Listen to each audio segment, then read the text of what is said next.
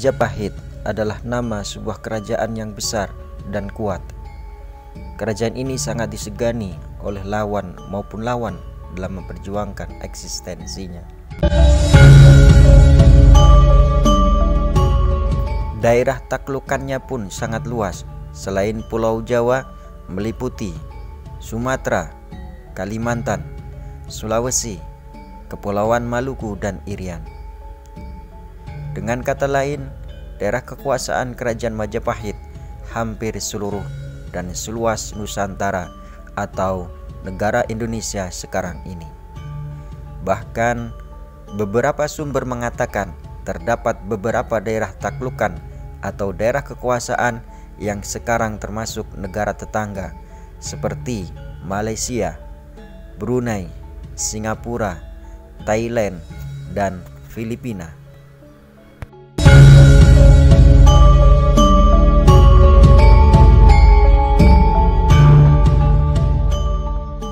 Tidak dapat dipungkiri bahwa kejayaan Kerajaan Majapahit tidak dapat dilepaskan dari Raja Hayam Wuruk dan perannya Mahapatih Gajah Mada. Mahapatih Gajah Mada yang sejak pemerintahan Raja Tribhuwana Tunggadewi telah bersumpah tidak akan amukti palapa sebelum ia dapat menundukkan wilayah-wilayah Nusantara.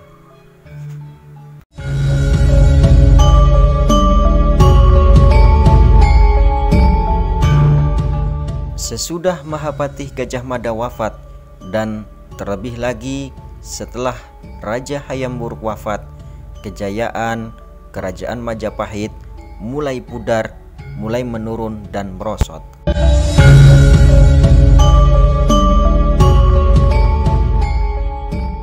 Para sejarawan dan para peneliti banyak perbedaan pendapat terkait penyebab kemerosotan Kerajaan Majapahit.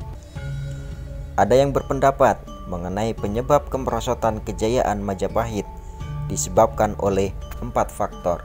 Antara lain, yang pertama, setelah meninggalnya Mahapatih Gajah Mada, kerajaan-kerajaan taklukan mulai berani mengangkat senjata untuk melawan Majapahit dan tidak mau lagi mengakui keberadaan Majapahit.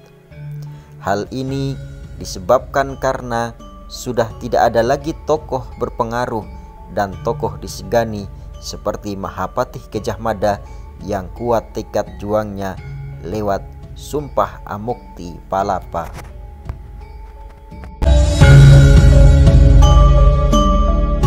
Yang kedua, adanya pertentangan dan adanya perselisihan internal keluarga kerajaan yang disebabkan oleh perebutan tahta kerajaan.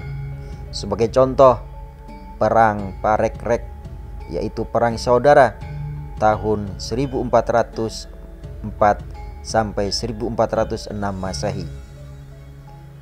Perang saudara ini perang antara Wikramawardhana, yaitu menantu Hayam Wuruk atau suami Kusumawardhani, dengan Bre Wirabumi.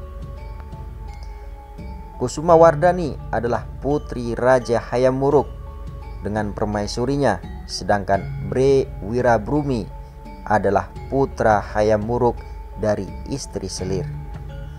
Bre Wirabumi berkeinginan menjadi pewaris tahta Majapahit, namun tidak tercapai.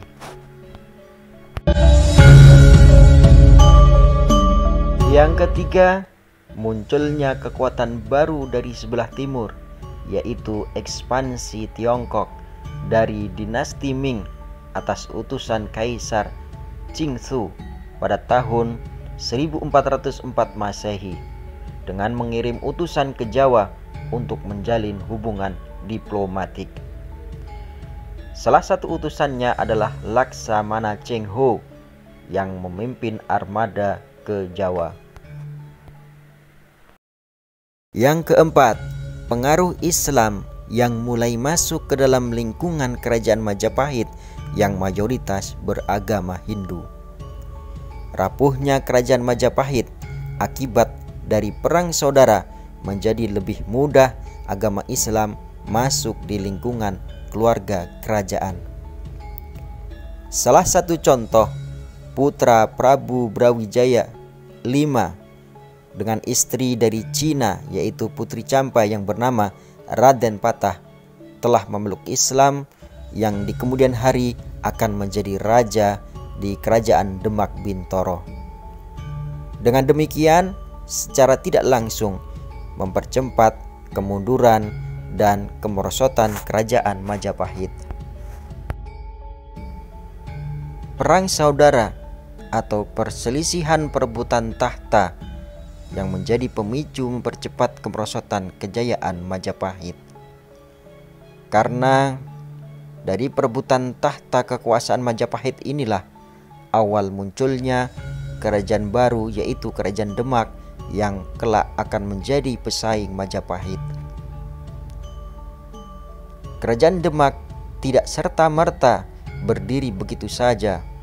Tentu ada alasan yang kuat sehingga salah satu keluarga kerajaan yaitu Raden Patah mendirikan Demak, padahal waktu itu Majapahit masih ada.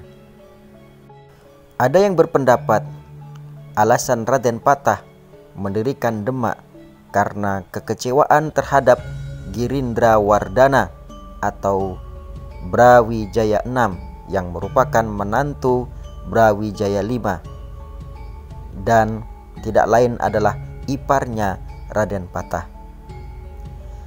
Girindrawardana dianggap merebut tahta mertuanya yaitu Brawijaya V, padahal Raden Patah sebagai putra Brawijaya V juga punya hak tahta atas kerajaan Majapahit selanjutnya.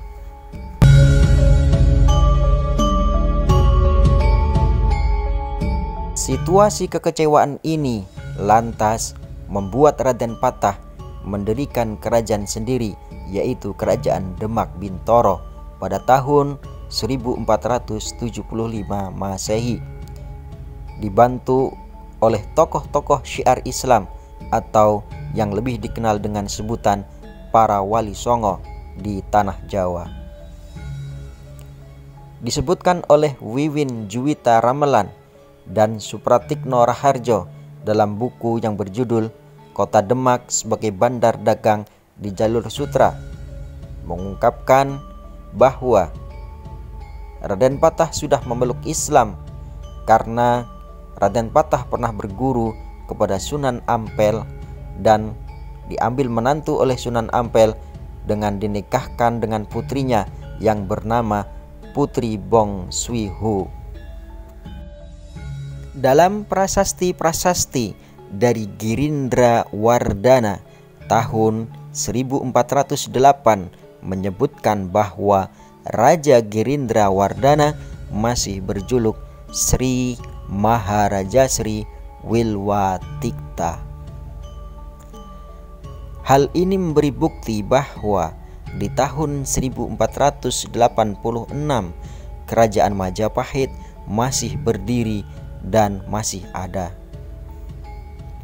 Baru dikatakan runtuh pada tahun 1519 Masehi pada masa Kerajaan Demak dipimpin oleh Pati Unus atau yang lebih dikenal dengan sebutan Pangeran Sabranglor. Dapat disimpulkan Majapahit benar-benar tiada bersamaan dengan Kerajaan Demak di masa raja kedua yaitu Raja Pati Unus.